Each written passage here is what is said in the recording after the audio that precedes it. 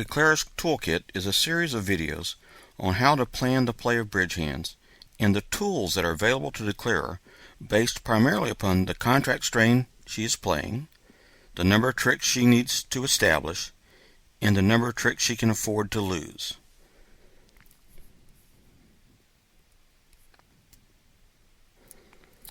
The toolkit is divided into 5 parts. The first part will be no-trump contracts where you can't afford to lose a trick. This could be a 3 no-trump contract where they cash the first 4 tricks and you have to win all the rest. But for practical purposes and practicing, in Part 1, all the contracts will be 7 no-trump. Part 2 is suit contracts where you can't afford to lose a trick. In suit contracts, you have extra plays that are not available to you when you play no-trump contracts. For example, a cross ruff, or roughing out a stop, or a roughing finesse. In Part 3, we'll look at no-trump contracts where you can afford to lose a trick. So now you introduce things like safety plays, where you can lose a trick to make sure you make your contract, or loser-on-loser plays, or in plays. Part 4 is similar to Part 3 in that you can lose 1 trick, but you're in suit contracts, 6 of a suit as it turns out, rather than in a no-trump. And Part 5 will be contracts where you can afford to lose multiple tricks, and we'll have many hands where Declare has to have one plan and then alter it as things happen during the play. In this first part, the tools used in planning a play in Part 1 will be divided into these categories. The ones we're going to stress in this initial video are the look before you leap tools. And the look before you leap tools are things like determine how many tricks you need to establish to make your contract, to look for suits where unblocking could be important, and to look for safe suit plays. Now, safe suit plays are not the same thing as a safety play. A safety play is where you lose a trick on purpose, but by losing that trick, you supposedly guarantee your contract, or it wasn't a very safe safety play. We'll also look at spying tools, and these spying tools aren't where you look in your opponent's hands or have signals with some of the opponents. These tools are divided into passive spying tools, where you listen to the opponent's auction and draw sound conclusions about what they hold in their hand, and you look at their opening leads and draw conclusions from that. If someone leads out a king at trick 1, you usually assume he has either the ace or the queen, especially if his partner had never bid that suit. And there's also some active discovery spying tools where you lead one suit to find out the opponent's length in that suit and to help get a count on their hand to locate missing honors and missing cards in other suits.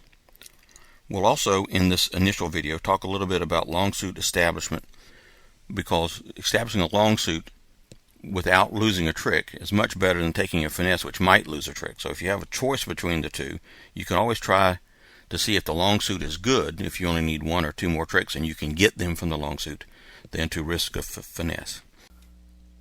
The right hand side of the slide shows additional tools or plays that you can use to make your contract without losing a trick, and we'll talk more about these in upcoming videos of Part 1.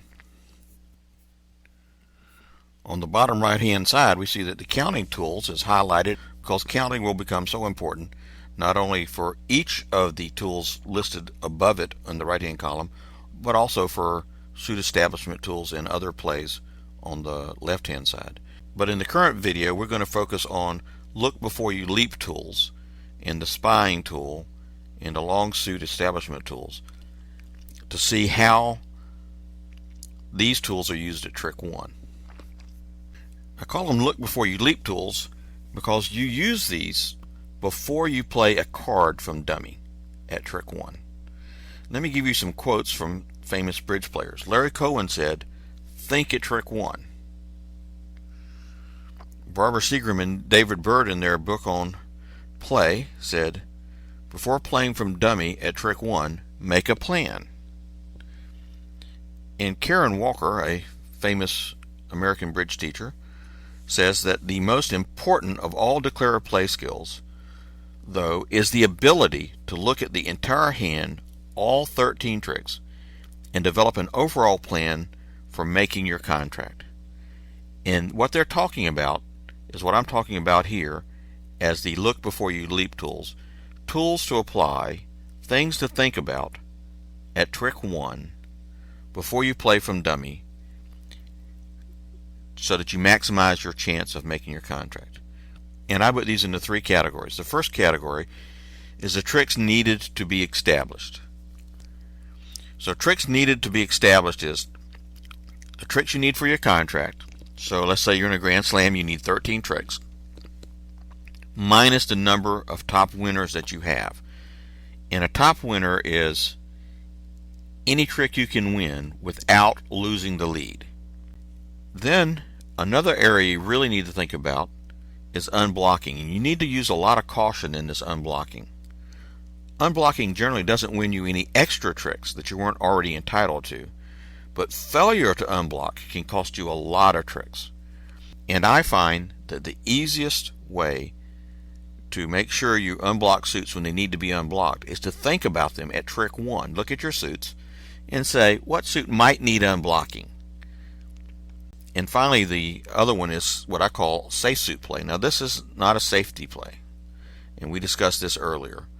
But a safe suit play is the safest way to play a suit to avoid a loser if a loser could be avoided. So let's look at the first of these, tricks needed to be established.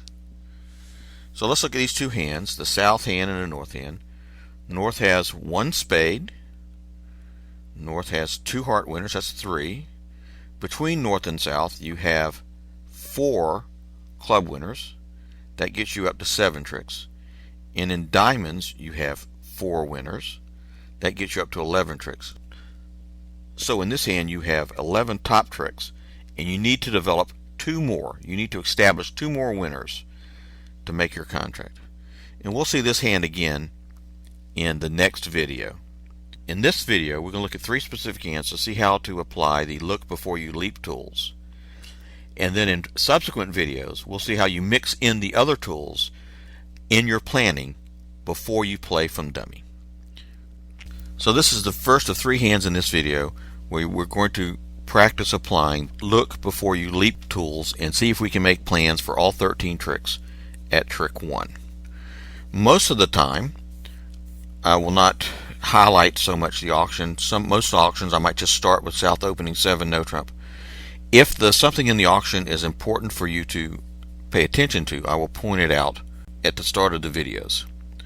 So here West leads to 5 of diamonds, and so the first thing we need to do is count our top winners, tricks we can win without losing the lead for sure.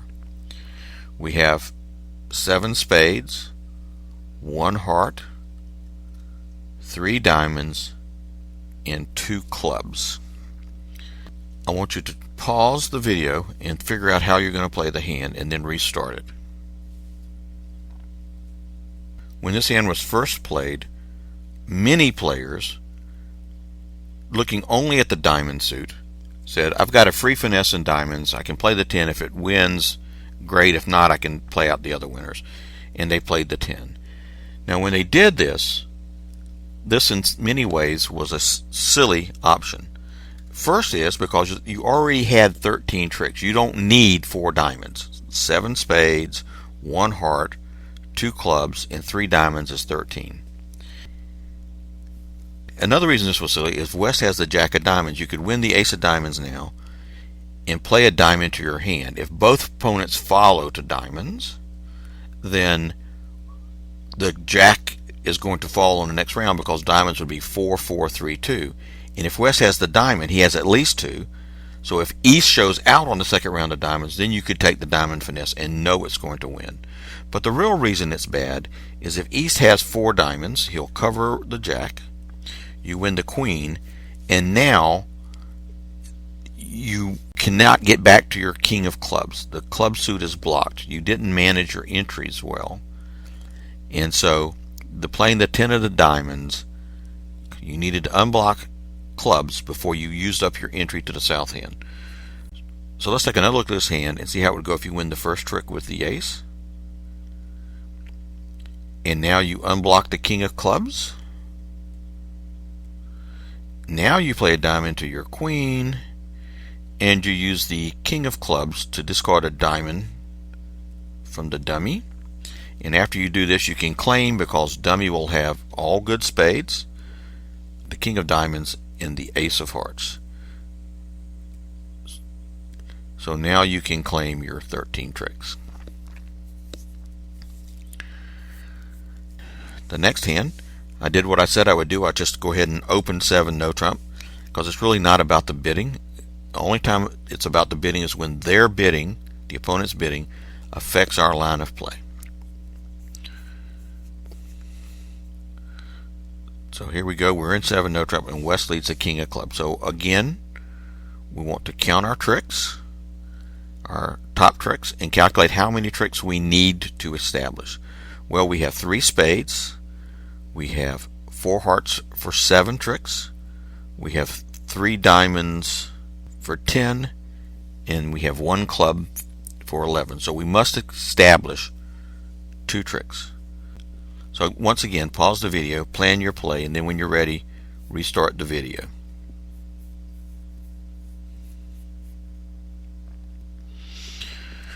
Well, you're going to win the ace of clubs, and at the table, most players just played the 2 of spades.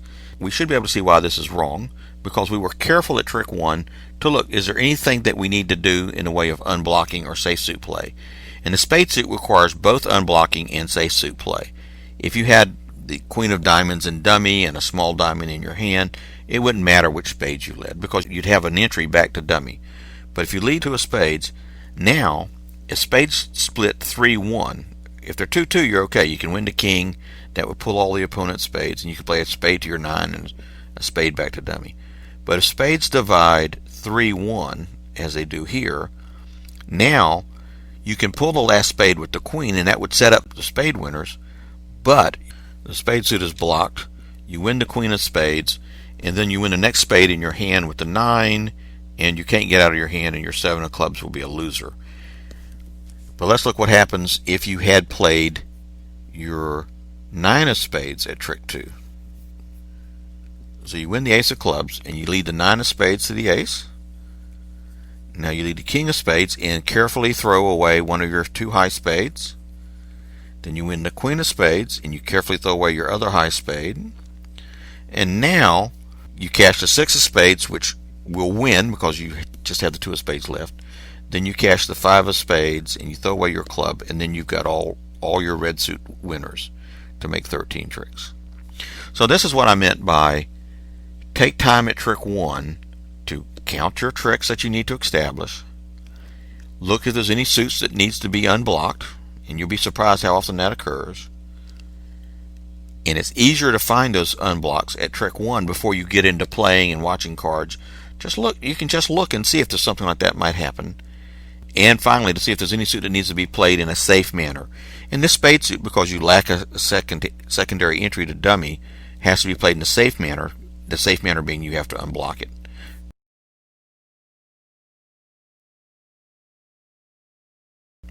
And here's the final hand in this video, although we'll have a lot more hands in additional part 1 videos, where this time bidding is important. You had opened a diamond and your partner made a game forcing raise, and after you punched around, you used blackwood, and partner bid 5 clubs showing 0 or 3 controls, and East doubled for the lead. East wants his partner to lead a club, and you get to 7 no trump, and West leads the 8 of clubs. So now this one is only slightly more complicated.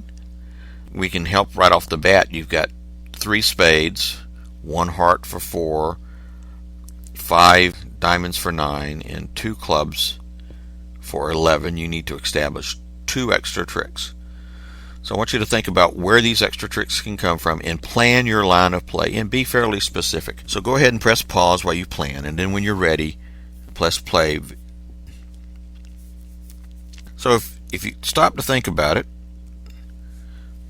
you have 3-3 club fit, so the opponent's clubs are going to be divided either 4-3, 5-2, 6-1. They could in theory be 7-0, but not after West leads 1.